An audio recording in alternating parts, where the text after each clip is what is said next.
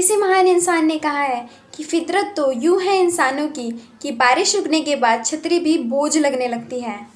राधे राधे दोस्तों, encouraging Valencia में आपका स्वागत है। आज की कहानी की शुरुआत होती है जब एक बहुत बड़े पिंजरे में बहुत सारे बंदर को लाके रख दिया गया था।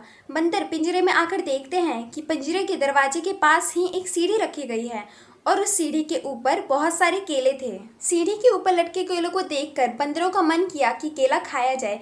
फाइनली एक बंदर ने हिम्मत की और वह सीढ़ी के पास गया। जैसे ही वह बंदर सीढ़ी पे चढ़ने लगा, उसके ऊपर ठंडा पानी फेंका गया और वही ठंडा पानी बाकी बंदरों के पास भी फेंका गया। सभी बंदरों की ठंडे के मारे जान निकल गई, कपकपाने लगे, सोचने लगे ये क्या हो गया। थोड़ी देर बाद दूसरे बंदर ने हिम्मत की, वह भी सीढ़ी के पास पहुंचा। सीढ़ी पे जैसे ही चढ़ने लगा, उसके ऊपर भी ठंडा पानी फेंका गया और वही ठंडा पानी दूसरे बंदरों के ऊपर भी फेंका गया। तीसरी बार फेंका गया, चौथी बार फेंका गया। धीरे धीरे करके बंदरों को समझ में आ गया, अगर हमने कोशिश की तो सजा हम सबको मिलेगी। ठंड के मारे हमारी जान निकल जाएगी, इसलिए वहां नहीं जाना है। लेकिन बंदर तो बंदर है। एक बंदर का मन किया कि जाया जाए, केला खाया जाए। उसने हिम्मत करके सीढ़ी के पास गया। सीढ़ी पर जैसे ही चढ़ने वाला था कि बाकी बंदरों ने आकर उसकी धुनाई कर दी, उसके अच्छे से पिटाई कर दी। वह बंदर चुपचाप डर के मारे बैठ गया।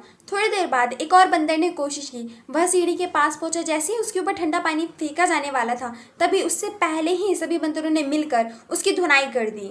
अब जिस कलाकार ने बंदरों को इस पिंजरे में पहुंचाया था, उसके दिमाग में नया आइडिया आया। उसने एक पुराने बंदर को उस पिंजरे से बाहर निकाल दिया और एक नए बंदर को उस पिंजरे के अंदर रख दिया। जब एक नया बंदर अंदर गया तो उसको तो पता ही नहीं था कि अंदर चल क्या रहा है। उसने तो यह देखा कि पिंजरे के पास एक सीढ़ी है और उस सीढ़ी के ऊपर ढेर सारे केले लगे हुए हैं। उसका भी मन किया केले खाने का, वह भी उसके पास गया। सीढ़ी पे जैसे ही चढ़ने लगा, बाकी बंदरों ने आकर उसकी खूब पिटाई कर दी। उस बंदर को तो पता भी नहीं था कि उसकी पिटाई हुई किस लिए है।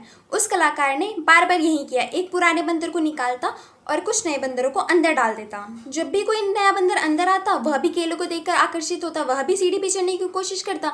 लेकिन पुराने जितने भी बंदर थे, वह सब मिलकर उसको पीट देते। कलाकार बार बार पुराने बंदरों को निकालता और नए बंदरों को अंदर डालता रहता। इस तरह बार बार करने से अंदर सारे नए बंदर आ गए और पुराने सारे बाहर चले गए। अब अंदर सारे नए बंदर थे और उनमें से किसी को भी नहीं पता था कि यहाँ पर हो क्या रहा है। लेकिन तब भी अगर कोई बंदर सीढ़ियों के पास जाता और केले खाने की कोशिश करता, तब सारे बंदर मिलके उसकी पिटाई कर देते। लेकिन उनमें से किसी भी बंदर को ये नहीं पता था कि वो पिटाई कर क्यों रहे हैं। उनको ये तक नहीं पता था कि अगर वो केले तोड़ने जाएंगे तो उनके ऊपर ठंडा पानी फेंका जा रहा है। इस छोटी सी घटना से हमें ये समझ में आता है कि अंधविश्वास जो प्रथाएं पता नहीं किसने बनाई थी, जिसको हम फॉलो करते हुए आ रहे हैं, किसी से पूछने की कोशिश नहीं की कि इसके पीछे का लॉजिक क्या है। हमारी फैमिलीज में हमारे पेरेंट्स को लगता है कि हमारा बेटा अगर खेल में चला गया तो वो फेल हो जाएगा, क्योंकि पड़ोसी का बेटा पढ़ाई में अव्वल है, इसलिए हमारा बेटा भी पढ़ाई में अव्वल होना चाहिए। उसका स्पोर्ट्स से कोई नाता नहीं होना चाहिए। हिंदुस्तान आज 135 करोड़ की जनसंख्या वाला देश है, लेकिन अगर ओलंपिक्स की बात आती है तो हम मेडल्स में नीचे रह जाते हैं, क्योंकि खेल में कोई जाना ही नहीं चाहता। अगर कोई जाना चाहता है तो उसके पेरेंट्स उसे भेजते नहीं हैं। हम वो रिस्क ही नहीं लेना चाहते, हम कुछ अलग करके दिखाना ही नहीं चाहते। जमाने से अलग अगर बनना है तो जमाने से अलग कुछ करना भी होगा। उम्मीद है आपको आज की वीडियो का मतलब समझ में आ गया होगा।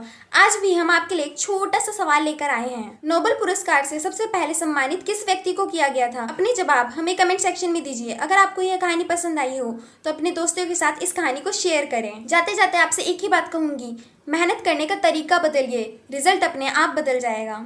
जय श्री कृष्ण।